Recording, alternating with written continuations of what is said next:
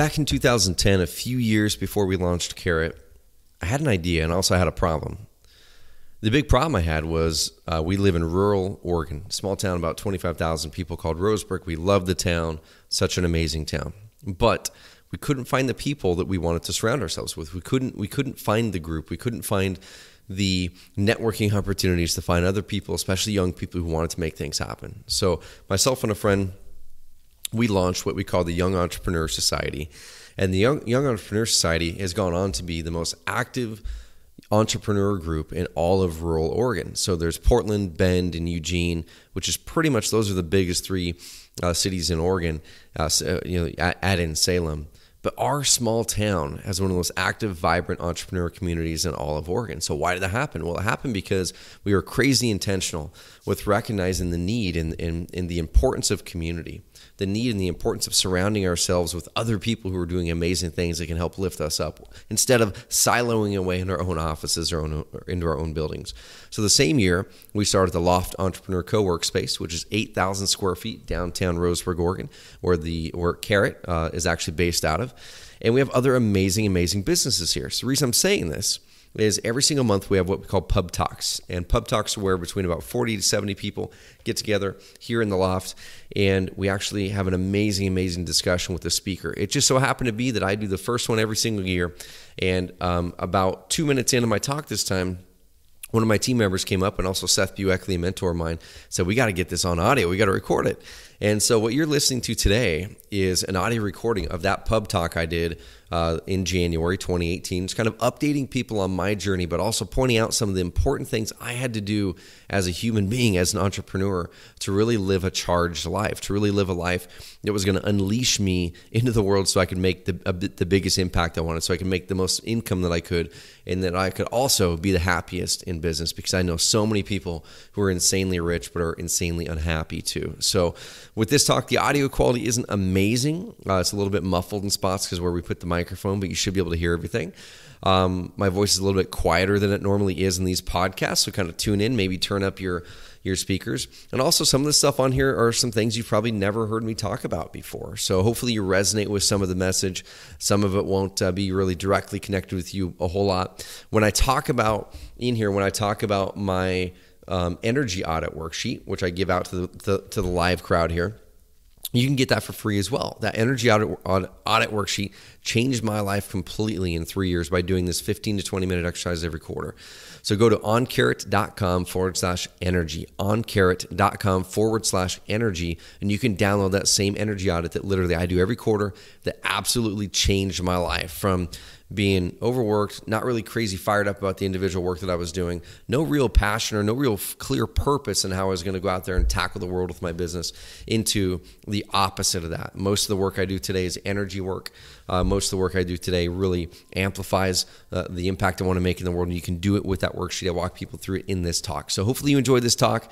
This is a live talk I did here in front of about 50 people here at the Loft, and most of the people in that room are entrepreneurs. They want to be entrepreneurs. There were actually 3 of our customers there, one of them here locally, and 2 of them that are the largest real estate agents, the number 1 and number 2 agent in all of Minnesota, 5 years in a row. They flew in for the week, and they're in the crowd as well. So have an amazing time. Go to oncarrot.com/energy and grab that worksheet. And also go to iTunes and give us a rating review. If you enjoy the energy audit, if you enjoyed this episode or have enjoyed any of them, help us get over 100 reviews. Okay, we're sitting right on the precipice of getting over 100 reviews. Spend the 4 minutes, please go over there. And that's how we get this message in front of more people, so we can help to change the way people do business. All right, hope you enjoy the talk.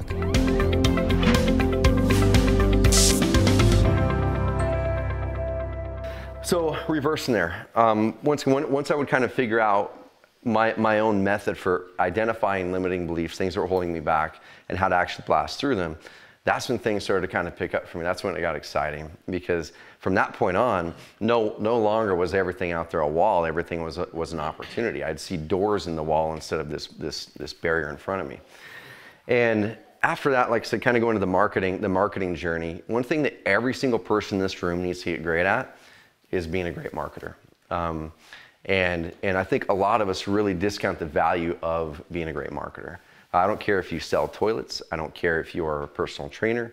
I don't care if you're a bricklayer. It doesn't matter what it is. You need to be an amazing marketer. If you're a pastor in a church, if you're a CPA, you need to be great marketers, because what great marketers are, all that is being able to clarify an idea in your mind that has value to someone else, find the best way to get that in front of them so they accept it and they see the value and that they want to interact and engage with you. And way too many people focus on the widget that they're building. If I just build the most amazing widget in the world, I'm not saying that can't happen, sometimes it can.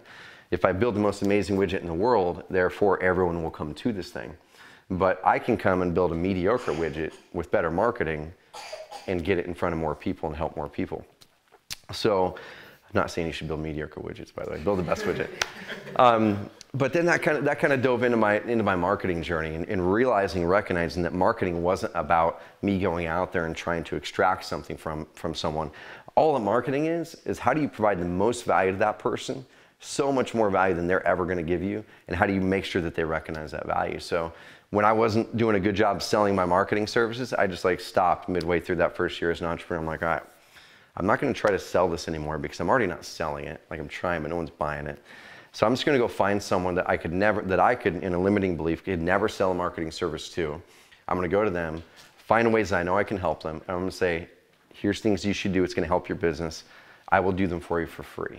And if I can't sell a service for free, then it's going to be really, really hard to sell one that's a paid service. So that second half of that first year as an entrepreneur, I was selling free services.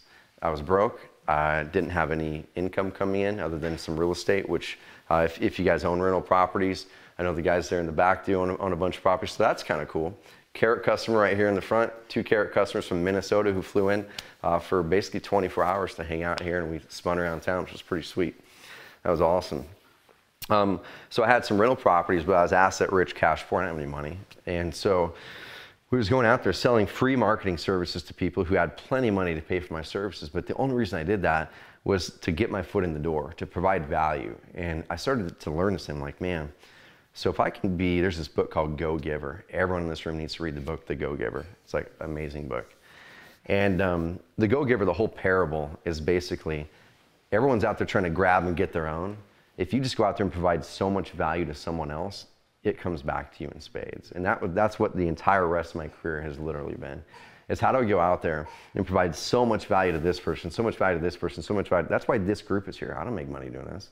For the first 4 years of this group, I showed up every single month, didn't ask for anything at all. I paid for most of the beer and pizza for year 2, 3, and 4. And there was no way in sight that I could possibly see how to earn an income here. I'm just like, I want to combine this community, and there's something that will happen. I don't know if it's in a year or 20 years. And I know there's been so many amazing things that have came my way because of this. The Loft, Seth, Sam, I can keep on going. These great relationships and business partnerships we've got, all because I went out there and gave without asking for anything. So that led into Carrot. Magical, we'll erase that whole 7-year span or 6-year span. But that led into Carrot. And Carrot today is a software company. We have 18 full-time employees now. 3,500 active customers from around the country. We help real estate investors and real estate agents, but mostly investors, house flippers, people who are going out there flipping a lot of houses. We work with the biggest house flippers in the country. You go into any city in the country and we're working with the biggest guys usually, and a lot of others. So that's what we get to do every single day, is really serve these people who are going into their communities and beautifying their communities. They're buying rundown houses. They're buying houses that are derelict. They're fixing them up, getting them into people's hands that can live in them, and it builds everyone's value up in those communities. So we get to serve them in a big way, and it pumps us up. And this is a lesson here that I want to toss out to everyone here, is the businesses that we're running, the thing that we're selling, we're really pumped about being the best in the world at what we do. And I'm confident that we are the best in the entire world at the craft that we are, and I would debate that to the end. We are the best at what we do. So you've got to be the best at what the heck you do. And I think it's not worth doing if you don't want to be the best, right? Number 2, there's just no fun in that. So you got to be the best, or at least try to be the best. Go for the best. But you've got to provide an amazing service. But on the back end, that's not what pumps me up about this company. That's not what pumps me up about this company at all. The conversations we were having today. You guys are coming in here about how do we ramp this up, and they're the largest real estate agents in Minnesota 5 years in a row. and they fly out here and they're like, we want to start really ramping up the investment side. So we could have talked about lead generation all day. 10 minutes of lead generation talk, 20, I don't know, half an hour. We talked about life. We talked about how to build a business that serves you and that serves other people. We talked about, building businesses that have mission and purpose. We talked about how do you make sure to build a business that doesn't trap you, that really unleashes you. And that's something that if I could get nothing across tonight, I have no slides. I do have some cool handouts we'll talk about. This will help unleash you guys in 2018. But if I could get no message at all across tonight, it's this right here. It's that way, way too often we go into business for the F's, the freedom, the flexibility, the finances, right? That's not the only reason we go into business, but almost everyone that goes into business because they want more freedom, they want more flexibility, the finances have an opportunity to be bigger, and then a lot of people impact as a part of that equation too. But what happens is if you build a business the wrong way like I did in the past, you lose your freedom, you have less flexibility, your finances might be okay, but you have no time to do any of it. And that's where I got really trapped in my previous business. You guys might have heard the story before that I was making good money. I was a mid-20-something-year-old guy making low six figures a year, but was miserable. I wasn't wanting to get up in the morning and do the work that I had created for a job for a company that I made. And that's like the worst thing in the world, that I could have made anything and I made a job that I hated. And there's a few things I'm going to walk you through how I transformed from 80% of my time being things that zap the energy out of me to 80% of the time things that give me energy today. And this worksheet right here, if you do this every quarter, this is going to change your life. And not joking. Don't overlook the simplicity of that thing. So cliffhanger there. So you can't leave right now, otherwise your year's going to be terrible. So I'm going to walk you through, I call it the energy audit. So that's one thing you got to really recognize, is that a business can trap you and a business can unleash you too. And I think every single person in here, the impact that you can make is when this business actually amplifies and unleashes you. It's not this thing that you clock in, you punch in, you're putting in all these hours, but it's trapping you, it's boxing you, and that can happen way, way too easily. I've done it before. The next thing is business shouldn't be just a self-serving thing. I think in my previous businesses, I think almost everyone starts this way, where you're running away from something when you start a business. You're running away from the job you don't like. You're running away from the low income you don't like. Whatever it is, you're running away from this terrible schedule. So you're usually running away from something. Somewhere along the way, you start to run towards something. And the businesses or the people that don't transition from running away from something to running towards something more exciting, that little phase right there, that's when you start to feel miserable in the business you're running. That's where I was. Because originally I was running away from having no income, and I didn't want to go get a job. I've never had a real job before. I didn't want to get one. So it's like I was running away from this possibility of whatever that was, and all that I was trying to do was just make the income that would make that possible. Make the income so I didn't have to go apply for a job. But what happened was I didn't make the mental shift. Once the income was there, the magical $4,000 a month number, it's kind of like the number a lot of people have in their brain. Man, if I can just make $4,000 a month, then I can leave this job and whatever that is. And then the next one's like, man, if I can make $10,000 a month, then it would be, you hit those numbers, and like Seth's book Ambition says, get the book by the way, Seth's book Ambition says, it's like you always feel discontent with that thing. You hit that number, and then it's like, well, I did that, and there's this other person here, and then I'm going to go after that. You're just not happy. So for me, I was running away from this thing over here, and I never made the transition in my previous businesses to latch my mind into running towards something more exciting. That towards something with Carrot is our mission. It's the impact we're making. It's amplifying leaders to go out there and make the impact you guys can make. There's so many entrepreneurs and so many businesses that are trapped in a business because they don't have a predictable, consistent business model. Okay? You might be making good money.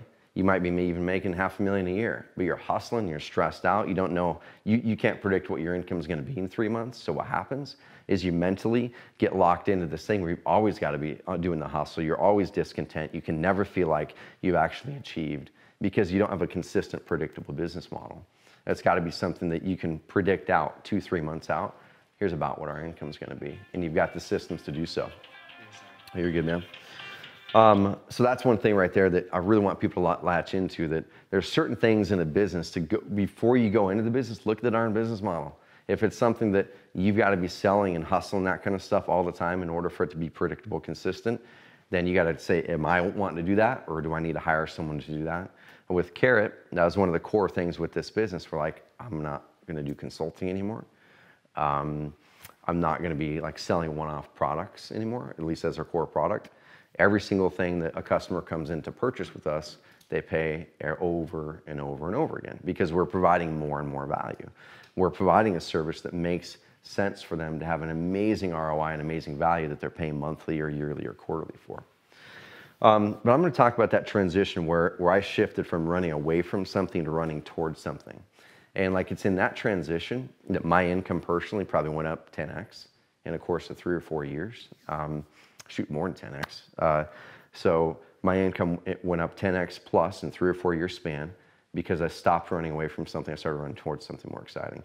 I stopped looking at income. I started looking at how to actually provide so much value and go out there and rather than how many units or widgets can I sell, now it's like, how many people can I reach? The more people I can possibly reach to spread this message, that you guys can create businesses that empower your employees. You guys can create businesses that amplify your communities. You guys can create businesses that are actually fun and meaningful, and people want to work in the businesses because they're a better version of themselves in the business than outside of the business. As soon as you create businesses like that, for some reason, clients are attracted to you.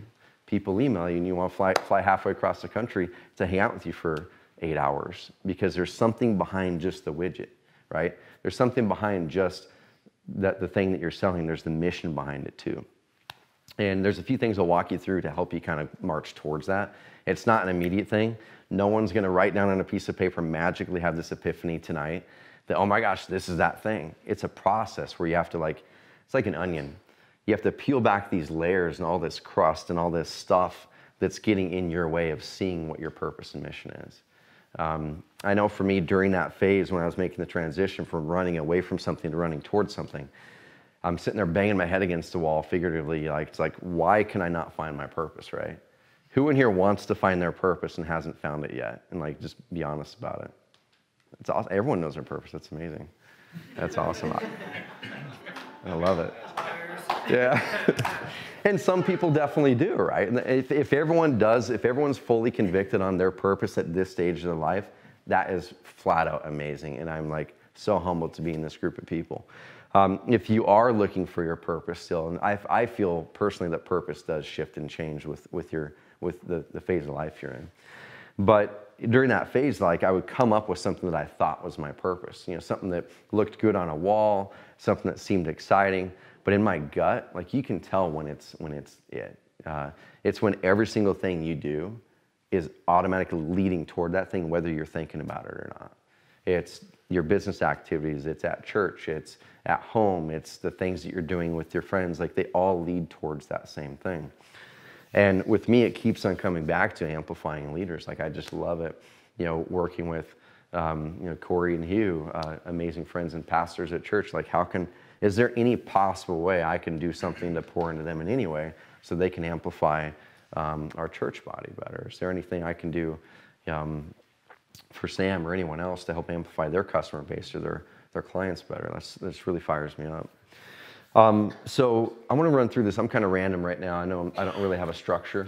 I kind of had some slides set up, but I decided not to do them. So you guys are going to have to bear with me on this. But there's one thing here that I think is so important to be an amazing, high-performing person, but also being happy in life. I call it the energy quotient, and it sounds kind of weird, but in 2012, during that phase when I was trying to make the transition from making good money but I hate things to how do I actually have something where I'm every day getting excited about my work. And when you're excited about your work, everything starts to go your way in a lot better way. Your income can grow and your impact grows. And during that time, I sat down. I kept on hearing from someone else that you should be spending the most amount of your time working in what they called your unique ability. Has anyone ever heard the term unique ability or unique genius or anything like that? Yeah. So, and I think you're in there a lot of the times in what you're doing with your stuff, right? You are. And now I just need to get the business model part of it working, which that's the easy part. Finding your unique ability and like getting in there is really hard work. So unique ability during that time for me, I thought unique ability was the stuff that I'm good at, the stuff that other people would say I'm good at, the stuff that makes money, the stuff that's like sustainable. And that was completely opposite of what the truth is, I found out. You can actually be spending your time in the things that you're really good at. If it's a business, things that are making you the money, and it could be the opposite of what you should actually be doing. It's zapping your energy out. And for me, I started to recognize that in 2010, 11, 12, where like, why am I not excited to do this work? And I would sit down and write it on a piece of paper. I'm like, what are the things I'm doing this week? And I would like start to circle the things that I liked and the things that gave me energy. I'd put like a star next to some things that brought revenue to the business. And over a course of 2 or 3 years, I started to recognize that very, very obvious stuff, that certain things you do in life give you energy and help amplify the best version of you. And certain things in life zap energy out. Obvious stuff, right? It could be working out. Like we built a gym in here because it gives me energy. And I realized after 6 years, I didn't want to roll in my fitness goal to the next year again, 6 years in a row. This year, I'm like, that's not happening. Let's eliminate every single thing getting in the way of me working out. And it just so happened to be hiring a personal trainer, coming in here, having people work out with me, and putting the gym in the middle of our office so we can't avoid it. But so with the energy work thing, and I want you guys, like I said, you guys can grab some of these. Actually, let's pass some of these out real fast just so you guys have the concept. Why are there some pink ones? There you go. Thanks, man. I think our printer started to die, and those of you that don't get the cool orange ones, you're going to get the pink ones. So this is something I want you guys to grasp, and take this thing, copy it up when you get to the house. We can actually give you a URL where you can go download this thing. If you do this thing once a quarter and you're religious to it, like I guarantee this will change your life. So this went from me spending 80% of my time zapping my energy to now 80% of my time giving me energy and really amplifying the best gift that I can give to the world. So as you guys are getting a little worksheet, and you don't have to do it now. If you got a pencil now, do it, but otherwise do it at home. What I want you to do is in your day, in your weeks, I want you to start to recognize what are those things that actually give you energy in life. What are the things that give you energy in the business work that you do? And I'm talking when you're done doing the thing, you actually physically have more energy than when you started. This thing right here, honestly, I was really tired before I started this. I'm gonna have more energy by the time I'm done doing this because I really enjoy doing this stuff. Last week I did probably in 2-day time span, I lost my voice last week. I did like 11 hours of phone calls and 2 webinars. I love it. It gives me energy. I had to take a break after that for a couple days, but it gives me energy. And a lot of people look at it and go, man, that would be the worst thing in the world. But it was the right types of phone calls. It was working with the right people. It was working on strategy, things like that.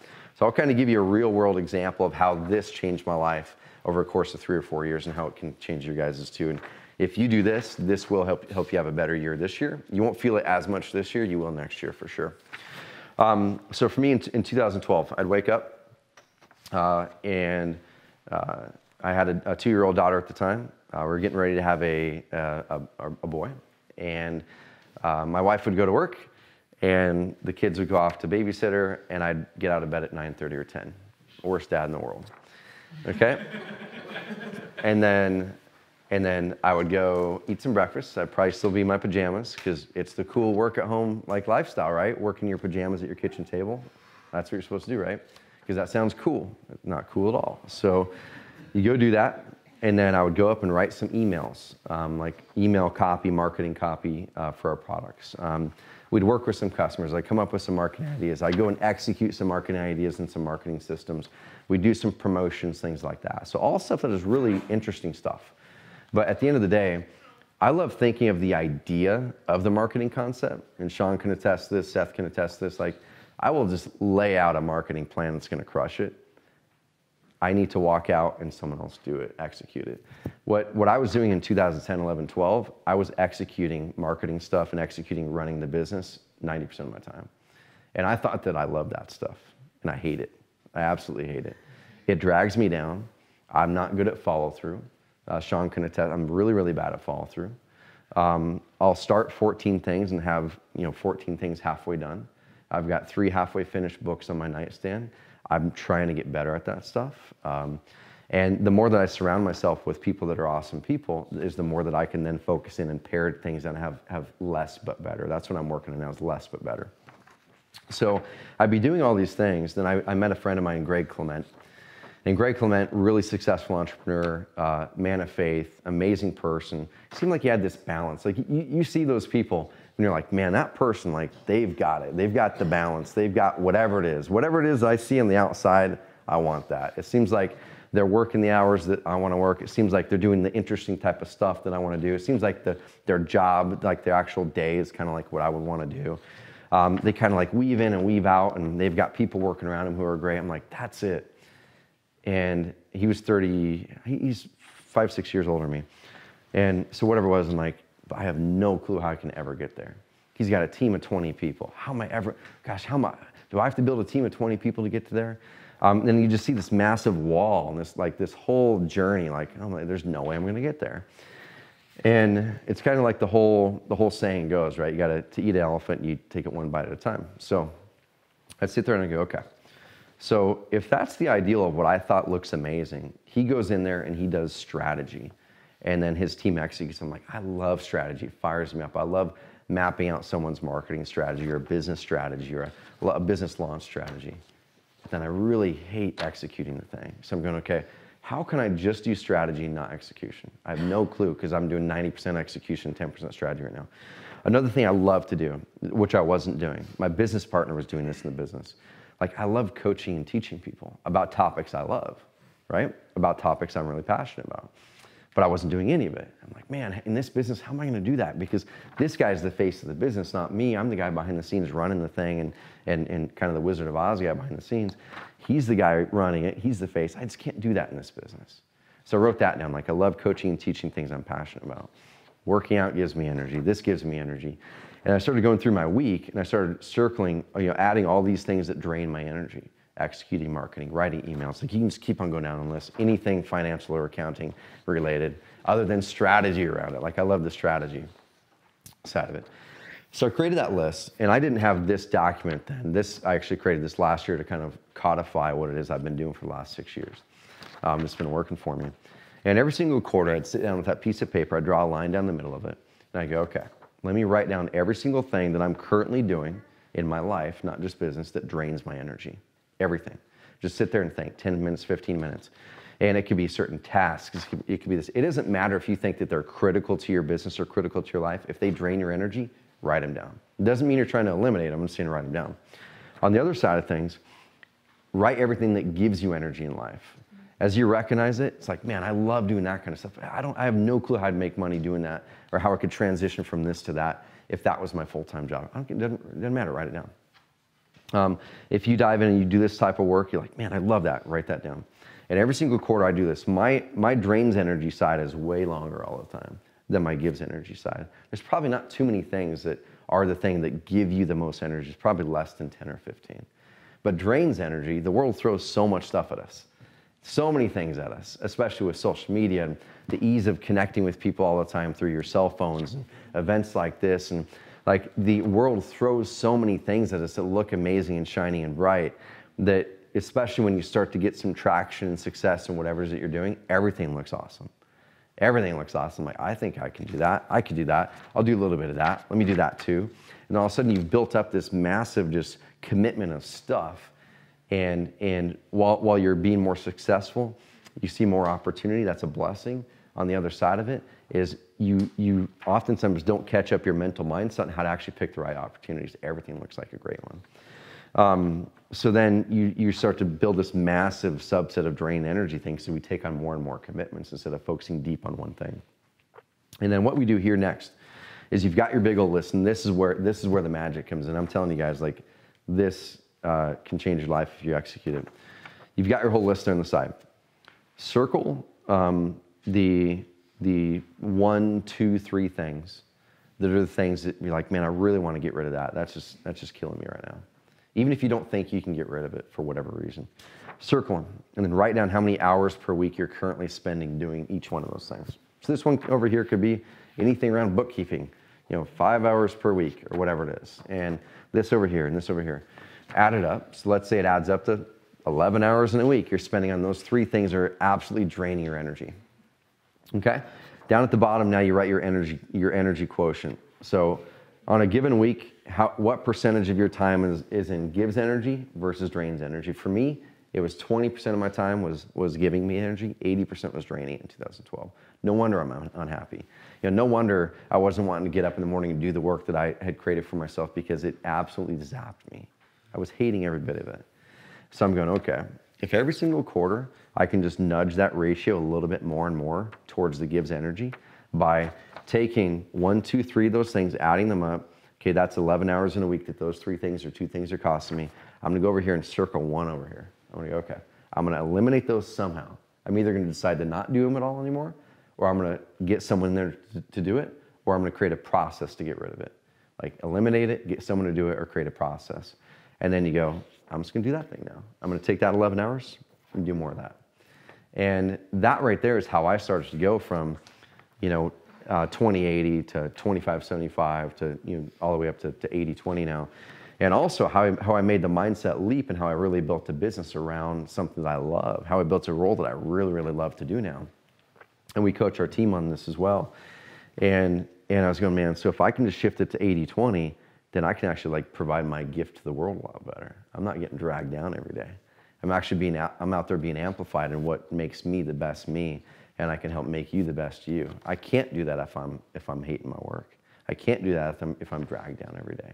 And every single one of us in this room, absolutely, I'm not going to say you deserve it. I'm saying it's your absolute duty to not be working in a job that is draining more energy than it's giving you. And I know that's probably hard for a lot of people to accept. I know that it was hard for me to accept at that time. It's like, yeah, but we're doing great work. It's like, oh, I just got to stick it through. I just got to stick it through.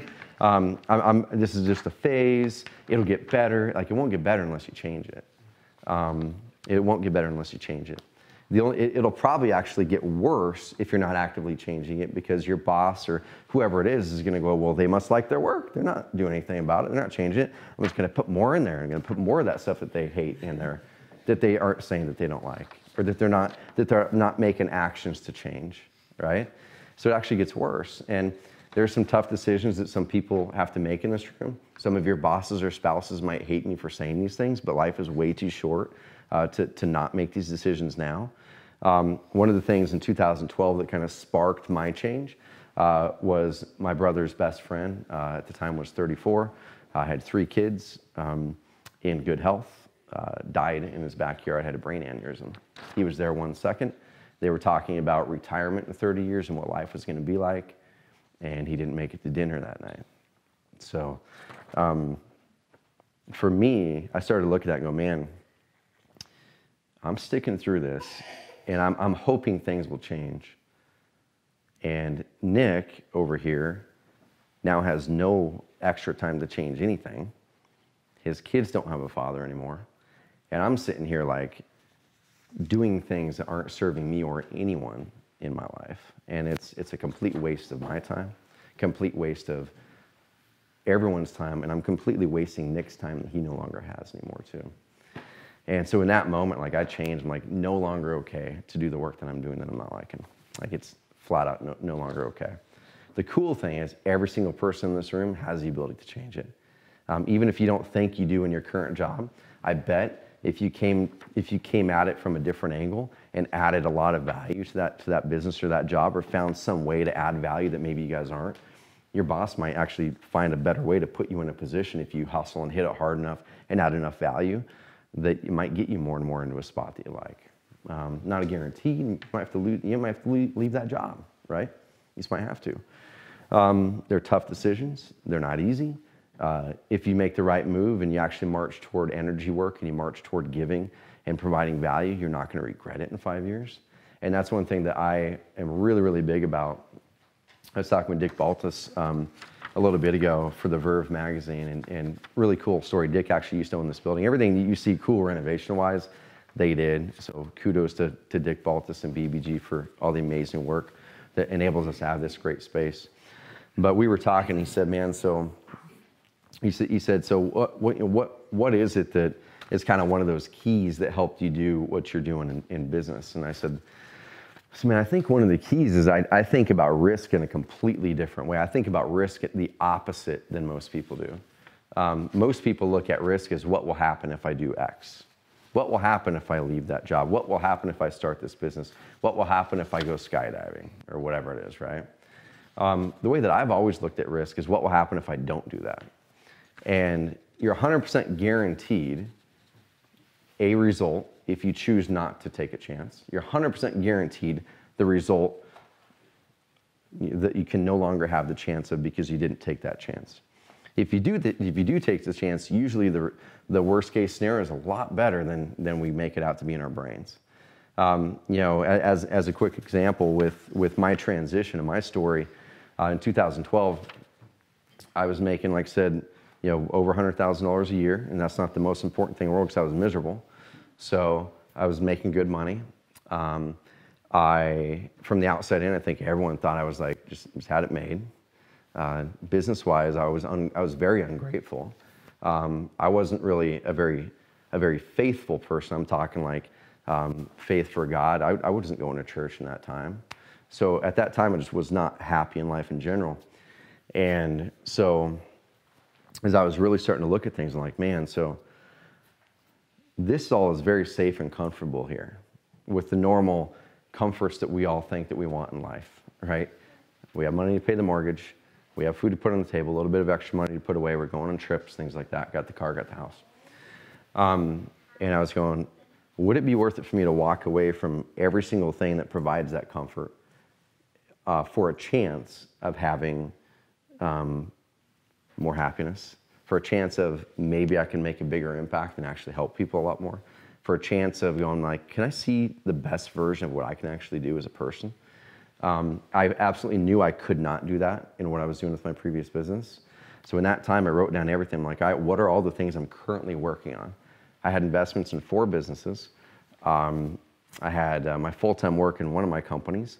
I had real estate. I had the Yes Group. I had like all these other things. I started writing things down. I'm like hacking stuff off. I'm like, that no longer. Either I buy that whole business or I have him buy me out and I'm done with it. That I'm giving all my shares back. It cost me a bunch of money. I don't care. This right here, my main business, it was my main income. I told my business partner, like, dude, I love you. We're still really good friends. We get together a couple times a year. He lives in South Carolina. That was the thing that made me, really good money. I said, I just need to separate from this. I love you. We're still going to do some things together. I just need to try something else out. You name a purchase price, I will not negotiate. Just whatever price you say, I will say yes. I wasn't interested in negotiating. I wasn't looking for money. I was looking for full separation so I could do what I thought would be the thing that could get me to really the best version of myself and my impact. He gave a number way lower, like 1/10 of what I thought he would. I said yes, happily. Should have used a CPA. Yeah, exactly. I said yes. He even said, can I pay you over 6 years? I'm like, yes. I got my last check about 6 months ago or whatever it was. And from that point on, I went, okay, now I've like decluttered my life. Now I can actually go out and do it. I can like rebuild it. I can do what the heck I want to do now. So I got rid of that business. I talked to another guy that I invested in a software company with. I'm like, Chris, we're either going to do this or we're not. I've either got to buy the whole company or none of it. I love you, but we're way too alike. We just can't run this together. So we're still good friends too. He bought me out. Like, cool. I have some real estate still, but cash, poor, asset rich kind of thing, I had some consulting contracts coming in to pay the bills. My wife had a great job, thankfully. We had a little bit of money in the bank. And then I'm like, okay, I'm going to make the job and the business that I wish I would have made 5 or 6 years ago. Sat down and wrote what I called the non-negotiables. I've got 5 of them. Have fun was the first one. I wasn't having fun in my previous business. Second one, I don't know if they're in this order. I always forget one of them. But predictable and consistent. When you have a predictable, consistent business, that unleashes those F's that we were talking about. That unleashes the freedom. That unleashes the flexibility. When you have predictability and consistency, you can now forecast out and plan. I can take a month off in August, because I know what my income is going to be in August, whether I'm there or not. I couldn't do that 5 or 6 years ago. And every single person in here can do that. Like you have to come up with your non-negotiables and build your business around those. And don't ever sacrifice those non-negotiables. The second you do is the second you despise your business again. One of mine was work on my business with singular focus. My previous life was like, I'd have this business and this one and this project and this one. I'm thinking I'm cool because I have like 8,000 things going on, right? The cool serial entrepreneur guy. Okay. It's cool if you do a business and then set it up to where it can run without you if you want it to, or sell it and then do another one. It's not cool if you have 6 different businesses that you're running all of them and they're all half-ass and they're all doing way worse than they could and none of them are actually going out there and lighting up the world like they should be. That's not cool. So that was another one. One of them was have a mission and know it at my core. It's like we know here at Carrot what our mission is in this business. Part of it is local. Like we really want to bring a lot of attention and eyes to Roseburg and rural America as much as we can over this next 3, 4, 5, 6, 7 years. That hey, you can build a business like this in Roseburg. I was fortunate enough to be on the Portland Business Journal 40 Under 40 this last year. The only rural entrepreneur except for 1 out of 40 people. And go, man, that's not a Trevor story. That's like a Roseburg story. You can do this thing anywhere, and that's cool. So we're going out there to really build this business in a big way to draw eyes to Roseburg. How can we get more people to come here? How can we get more people to not leave here? Because they go, well, if they can build that kind of business here, do I really have to move to Portland or to Bend to do this? You don't. Maybe. I mean, depends on the type of business. If you want to start a ski shop, you probably shouldn't do it here. But and there's a couple other non-negotiables that just changed my life. And those are things that anytime I feel like my role is like weird, I'm like, man, am I really loving what I'm doing? Which that happens no matter what. You can be a unicorn rider and like get into Thursday and not like your work on a Thursday. It doesn't matter what kind of work you're doing. But you need to go back and go, okay, if like Steve Jobs said in a commencement address at Stanford years and years ago, one thing that hit me is he said I'd look in the mirror and if for too many days in a row, I'd ask myself, if for too many days in a row I was not looking forward to what I was going to do that day, then you need to change something. And that's what I do now. Like if there's 3, 4, 5, 6 days in a row where I'm just not really pumped about what I'm doing, I pull back and go, okay, I get a hold of Jen, my assistant, let me cut my calendar, and then I'm going to start to look at my non-negotiables again, look at the things that fired me up originally about my business, reschedule my things over the next couple weeks, then I'm going to reset back into that. And then that helps me in a big way because we all go through those cycles. Like I said, no matter what business you run, the owner of Disneyland or whatever, like you are going to run into spots where you don't like the work you're doing. You got to have a mechanism to pull out and then focus in on what it was in the first place. And then adjust those things in your business that are causing that pain. And I could go off on that for hours. But I didn't really have a ton of structure there. Like I said, this last little bit, but one thing I just want to leave with, and we'll open up for a few questions, is, it sounds corny, but like the people in this room and the people, the hundreds of people who have been to Yes Meetups and the businesses that we've helped inspire and the customers we have at Carrot and the customers you guys have and just everyone you're able to reach. The world, people have probably been saying this for 1,000 years, but like the world's kind of crazy right now, right? And people are looking towards people like us to lead us through this stuff. And if we're so trapped in our businesses that we can't actually pull away and solve the real problems in the world, it's like, man, are we actually serving our true purpose? Are we actually going out there and utilizing this body, the mind, the resources around us that are here to make our biggest difference? Are we actually doing that if we have a business that traps us, if we have a business or a job that we don't enjoy?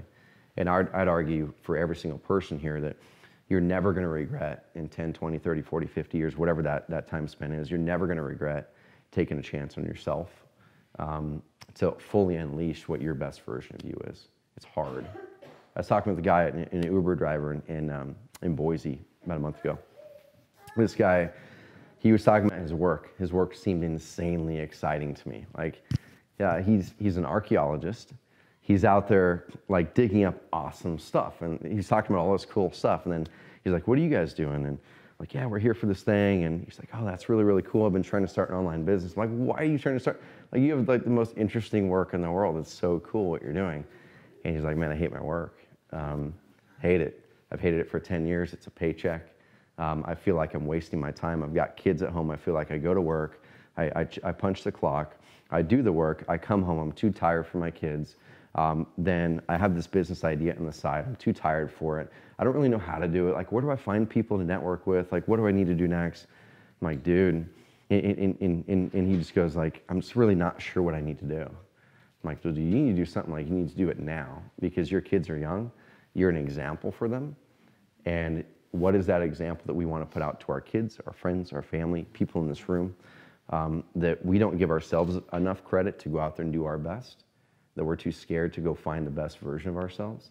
That we're too scared or don't want to go through that discomfort to go out there and help everyone else, help you find the best version of you. I owe it to you and every single person here to help you guys find the best version of that. And I'll be unapologetic about it. If you're in my office and we talk about certain things, like, that's not what you should be doing. Life is way short. Change it. I expect you guys to do the same thing to me, right? Sean and I have had some conversations very recently. This is one of them, the gym. It's like, man, I was killing myself, literally killing myself, not staying in shape for 6 years in a row.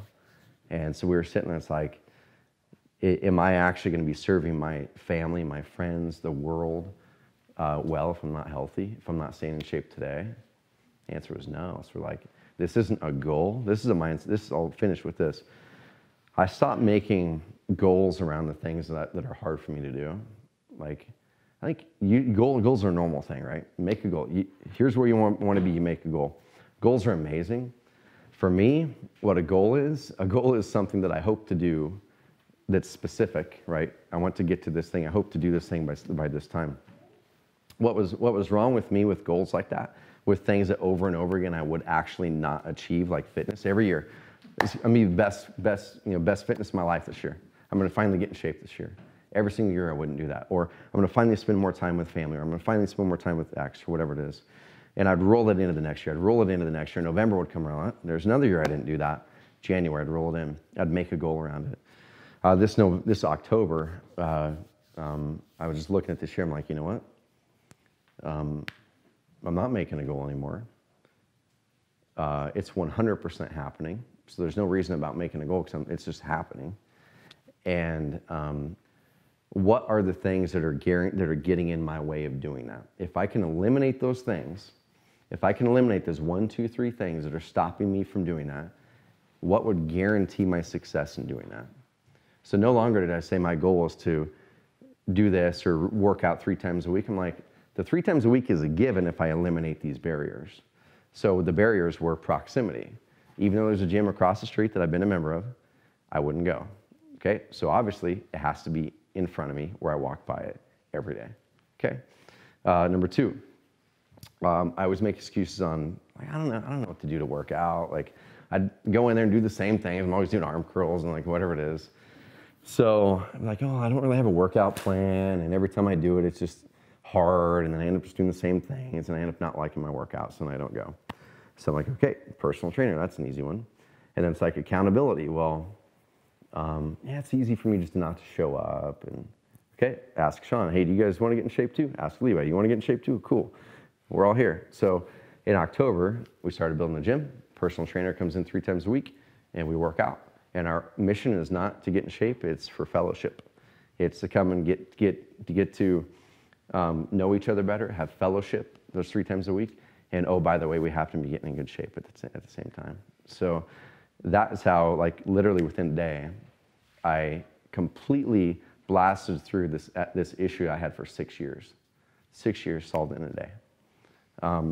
And that's something I really want you guys all to look at, those big things that you want to change in your life too. Stop making goals around them and go, okay, number 1, be convicted that this isn't a goal I'm setting, like, it's happening. It's already happened in your brain. It has to already happen in your brain. The second thing, what are the things that if I get them out of the way will absolutely 100% guarantee my success in it? It's usually probably 1, 2, 3 things, that's it. And then do it right then. When I wrote those things down, I brought Jen in, one of those things for me was like, well, I'll probably not actually make the phone calls to find a personal trainer. If I actually, okay, well, cool. Jen, I really need your help. Can you find 4 personal trainers that match this criteria? Go find them, and then we'll decide on one by Friday. Cool. So we did. So I just encourage you guys to find that one thing that's holding you back this year. Get convicted about it. Make it happen in your brain. Don't make it a goal. And then write down the barriers and act on those within 8 hours. Within 8 hours, you have to. One last thing, as an example, with that Jake on our team. Amazing guy. Just didn't grow up in a very social environment. Very smart guy, very giving, really loving guy, but he just struggles to communicate verbally. And he struggles with confidence, like massive, massive confidence struggle. But he's a smart dude, and he's really funny in the typed word. He just doesn't communicate well this way. So at the end of the quarter, one of his goals was to build a relationship with our team members. He lives here in Roseburg. Was to build a relationship with our team members better. I said, well, how do you want to do that? He goes, well, maybe going to lunch. I'm like, cool, go to lunch. So how many lunches do you want to have this quarter? I think maybe 3. I'm like, cool, that's really achievable. So we get to our one-on-ones in January. We go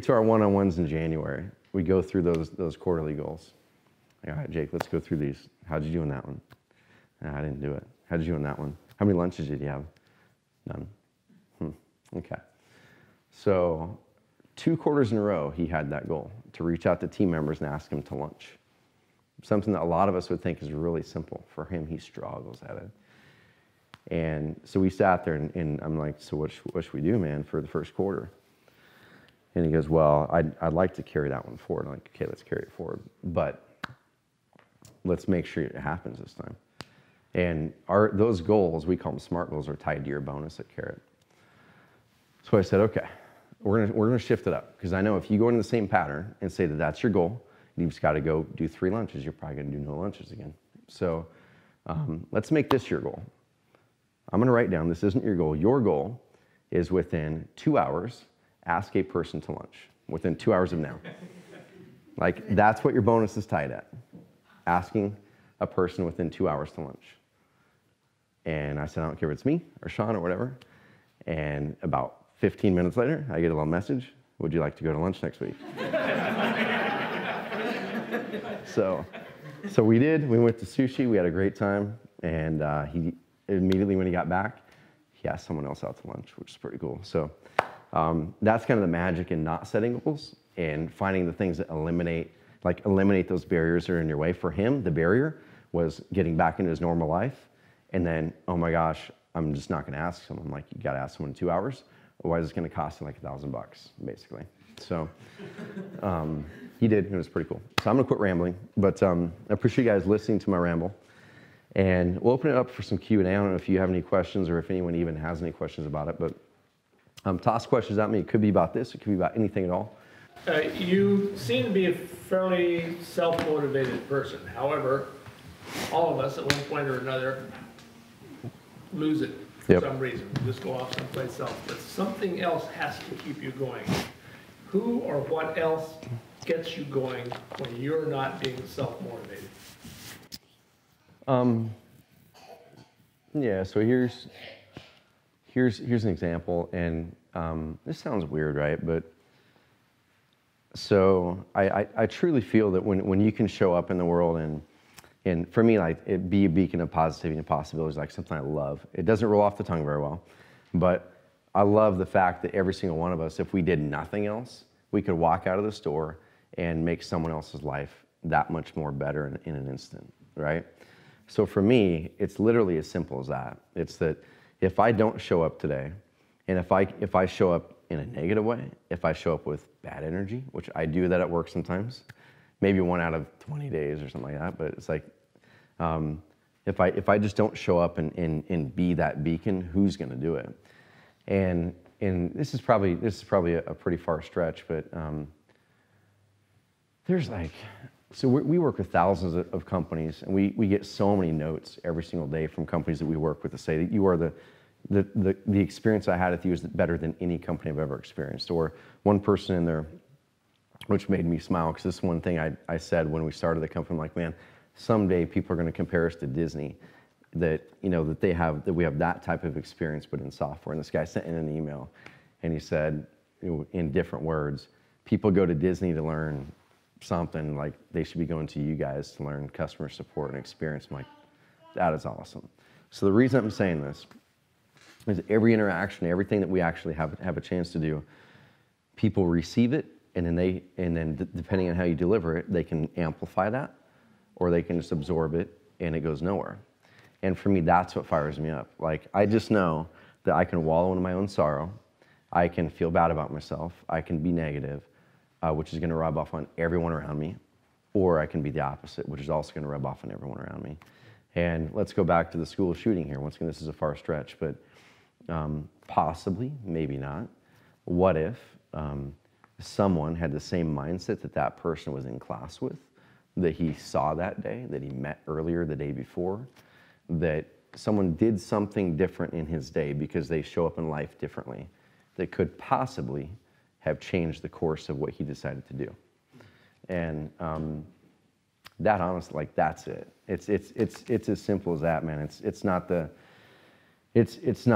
money side of it. Like, the money side of it was just this amazing thing that became as a byproduct of doing it this way. But it's as simple as that, man. It's like, I think everyone here, even if you're negative, or even if you're beating yourself up on goals, has one thing that you can 100% accomplish today, and that's making at least one person have a better life and a better day, and be that butterfly effect for them to do the same thing. It's an interesting observation. I used to work in high-end sales, now I'm retired. But one of the things that came out of one of our training things and so forth, but it dovetails right into what you were pointing out with this sheet and so forth.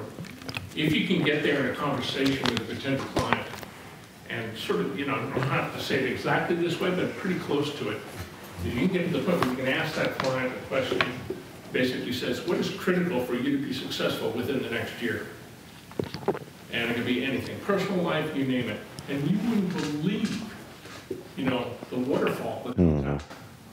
And once you do that, what you were talking about, what I'm talking about in terms of my marketing efforts, in terms of that value add proposition, if you're now talking from the gadget level up to here, where this person wants to spend more time with their family, you can dovetail the positioning of your goods or services to show the value proposition up here. And another quick observation too, getting started today, and like you're saying, I'm trying to get away from something and so forth. I hosted hundreds and hundreds and hundreds of customer dinners at restaurants all over the world, okay? And I could always tell, and where I'm going with this is always be the best at whatever you're doing. Strive for that excellence where you are right now. Because if you want to be a successful entrepreneur and you don't have that in your DNA, you're not going to be successful. And I could always tell with a waiter, when they would come to the table, the ones that said, well, I'm actually in grad school and I'm just, you know, biding my time here because after all, I'm going to be an MBA bigwig. And I could read those guys like the big antenna coming out, and I cut their tip in half every time. Where I see that other person is that, you know, they were really busting home, make sure everything went perfectly with, you know, and usually I would give them a really big tip and I'd tell them exactly. Yeah. It's such a big deal. Like here at Carrot, one thing that we started 2-3 years ago was around Christmas. I mean, it was a lot easier when we only had like 7 or 8 people, but I'd give everyone on our team, in addition to the normal Christmas bonus stuff, I'd give them all a $100 bill. And I'd say, your only criteria with this $100 bill, it's 520s, which is made easier to do, but $100, is you have to have to do something for someone else. You have to do something for someone else with this money that you currently do not know between now and Christmas. So that was the only criteria. And my whole mission with that was, even within our company, going, okay, it's easy to get in the day-to-day of your work and the day-to-day of that grind or whatever it is, but if we can pop out and kind of have that humanity and see that something simple can really change someone's day or their life, we can start to then build that within our culture and teach our whole team members how to give right now, how to really appreciate that. So some of those stories are really cool. You know, it gets a little bit more expensive now with more team members, but it's like even better because you hear more awesome stories. Pete, as an example, from Baltimore on our team, he got his $100 and he went out there and he bought a bunch of gloves and stocking caps and like just supplies, basic supplies for homeless people. And Baltimore has a big homeless population. So he went out there and was giving these to people, but he said, I took the extra step and I didn't just give them to people. He said, I actually sat there and talked with them. Like I gave them these supplies and talked to them and heard their story. And he's like, man, he goes, I thought I was just showing up just to give them stuff, help them be a little bit warmer. He goes, man, I heard stories that, that are going to change my life. And he goes, this thing right here, I'm going to keep doing it. And I don't remember what the exact number was, but he's like, my friends saw it.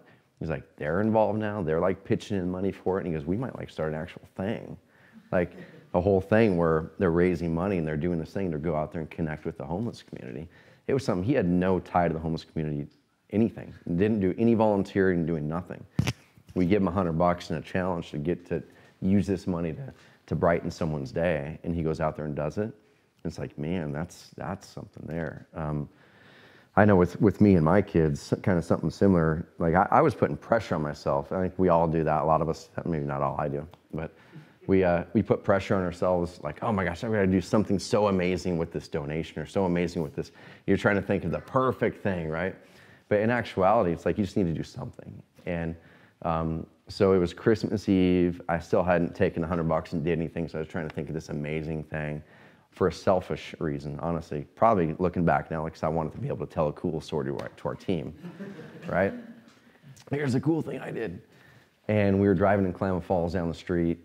There was a guy, Christmas Eve at 5 o'clock or whatever, beat up truck off the side. It was like snowing and sleeting. It was just freezing cold out there. He's out there selling flowers. And you could tell this guy did not have money. I don't know how he got the flowers. His truck was just in shambles. His clothes were just a complete mess. And he's out there selling flowers in front of the Buy Mart. And I turned around and me and Colton, my little boy, I think he's like 3 years old at that time, we go, 2 or 3. We go in there and like, hey dude, how much the flowers? And it was just like one flower with baby's breath around or something like that, little bouquet. He goes, they're $10 a piece. He goes, but if you want them all, like I'll sell them all to you for X, whatever it was. And he's like, he just wanted to get out of there because it's freezing cold and it's Christmas Eve. And I'm like, all right, sweet, it's $100. So we got, it was like 20 or 30 bouquets of flowers. I'm like, all right, we got all these flowers, we're gonna use these flowers now. And so we put them in there, me and Colton were sitting and driving around. And I remember my grandpa and my grandma had spent some time in an old folks home, like quite a bit. So you kind of go in there and you start to feel that and go, man, there's people in here who just don't have family, and it's a really vulnerable part of life. So we drove down to an old folks home. We walk out there with 25 bouquets of flowers or whatever it was. We walk in and they're like, hey, can we walk around and give these flowers to the ladies? And so me and Colton started walking around there, and this little dude, and we're like, they're like, yeah, just go up there and knock on doors. There's open doors. Like, open doors? I can just go in there? That seems weird. So we would go to the ones with the doors were open, and I'd give Colton a flower, and he'd walk in there and give it to the lady, and some of them cried. Some of them said that they don't have any family in town, so we were the only ones there. A lot of them gave him hugs, things like that. And it was just amazing. And the grandmas were just so appreciative, and we got done with it, and Colton actually named it. He said we were giving flowers to other grandmas. So it's like, it's our thing now. Every single year we do flowers for other grandmas. And last year we did it. McKinley, our oldest daughter, wanted to do it. Sydney wanted to do it. We went into Fred Meyer and we're like stocking up on all these flowers because we took the $100. It's just our family tradition now. We put more money in it. And go in there and I'm like buying all these flowers from Fred Meyer and trying to find the cheapest ones so we can give a lot of grandmas some stuff. And then the lady's like, what are you guys doing with all those flowers? Buying them and taking them to the old folks home and giving them to the grandmas to help kind of brighten their Christmas Eve. And she's like, so buy those ones. There's like maybe 20 bouquets. She's like, just buy those ones. We're going to give you all these. And so we went and bought them. And then she gives us, like, those flower things at the stores where it's the big, huge tub that holds the rest of them. She gave us 4 tubs of flowers. And she goes, you guys are doing awesome stuff. And I'll wrap up the point of this here. So we go down there with tubs of flowers this time. And we had so many flowers that we had too many flowers, that we had flowers left over. So we went to another old folks home, gave them more. Kids got pictures with the grandmas. Grandmas were just hugging and, everything. They were just so appreciative. We come back this year and went to Fred Meyer, happened to be the same lady at the flower shop. We start to buy flowers. She goes, are you the same? Are you guys the same ones from last year that came in?